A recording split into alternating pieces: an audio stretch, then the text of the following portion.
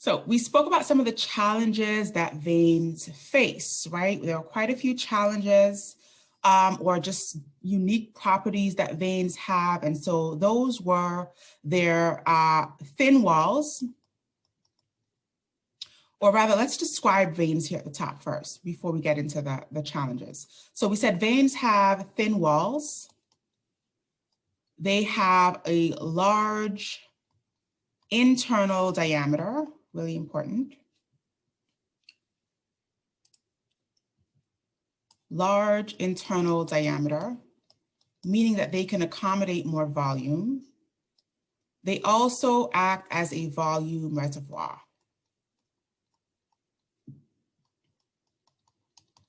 Right, having that high compliance, they are able to accommodate, stretch, be more obedient to those higher volumes.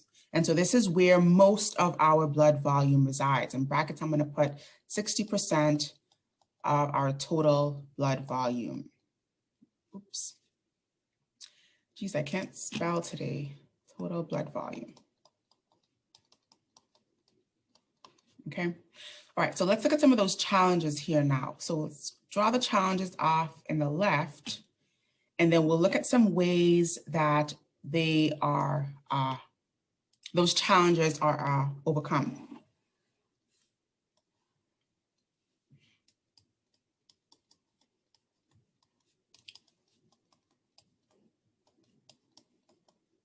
So we've got challenges to venous return, and then we'll look at mechanisms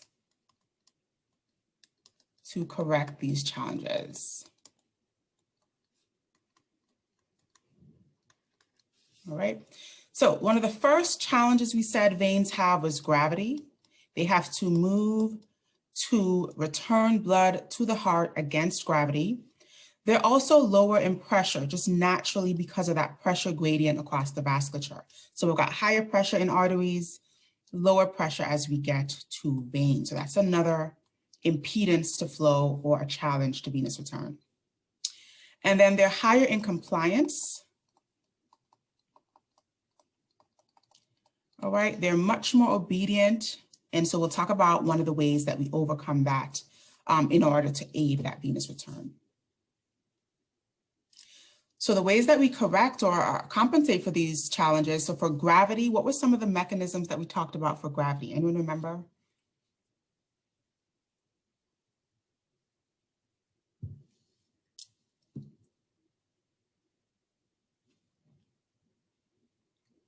Anyone remember one of the specific mechanisms for gravity? Valves, excellent.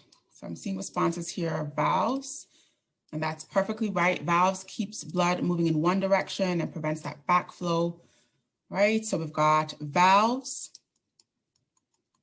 but also in concert with the skeletal muscle pump.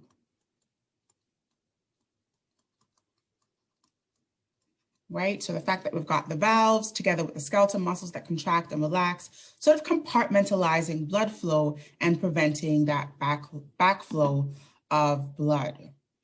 One of the second mechanisms to correct these challenges here are the respiratory pump, right? So we've talked about the respiratory pump. And just to reiterate here, the respiratory pump was this idea that when we inspire, we put pressure on abdominal veins, and we relax or lower pressure for the thoracic veins. And so that creates this natural gradient where blood wants to flow from high to low and then flows right back into the right side of the heart. So the respiratory pump was how we overcome some of the lower pressures along with gravity that we encounter in some of the central veins, right? Remember, valves are only present in peripheral veins. So think about limb veins, whereas the respiratory pump aids with the return of more of the central veins. When we look at things like high compliance, what was one of the factors or mechanisms that overcomes that high compliance? How could we slightly lower that compliance? Okay, so someone's asking me to just clarify the difference between the skeletal muscle pump and the respiratory pump one more time here. So the skeletal muscle pump has to do with our distal skeletal muscles. Think about your gastrocnemius muscle, think about your hamstrings even, your biceps. And so when those muscles contract and relax, along with working in coordination with the valves, they help to prevent backflow of blood in our peripheral or distal structures, distal limbs. In our central veins, we've got an entirely different mechanism here. This is where we have the inspiration and expiration that are working together to keep blood flowing, as well as to create that gradient where blood wants to go back into the heart. So the respiratory pump is where when we inspire, so if you take a nice big deep breath, you feel your abdominal muscles contract, your abdominal organs as they contract and they put pressure on the distal parts of those central veins. So think about your inferior vena cava being compressed by the pressure of you inspiring. And then your thoracic cage kind of opens up as air comes in naturally. And so the more proximal part of those central veins are under lower pressure. So now there's that high pressure, low pressure, right? High pressure in the abdominal distal part of those central veins, low pressure in the proximal thoracic part, excuse me, of those central veins. So that created that gradient. So now blood wants to move from the high pressure of the abdominal part of those veins to the low pressure, which is closer to the heart. And so that is what moves blood back into the heart. So this is two different mechanisms in two different parts of the body that both encourage venous return. Alrighty? Okay, and then the third factor here, really working against this high compliant nature of veins. So remember, compliance means that veins are really obedient. They accommodate volumes willingly. And so this can be a challenge to venous return. They don't put any pressure on the blood. And so we would like a little bit of compliance to aid with that venous return. And so the third mechanism here that kind of overcomes that high compliance is the veno-motor tone. Venomotor tone. And so we describe this venomotor tone as being that small strip of smooth muscle that lines the internal surface of our veins that is under the influence of the sympathetic nervous system, and it can contract. And so it can put a little bit of pressure on the blood. And so that is how we can, to some degree, decrease compliance. Okay, compliance is good in our veins, but excessive compliance can be a challenge to venous return. So we slightly decrease the compliance via the activation of this venomotor tone.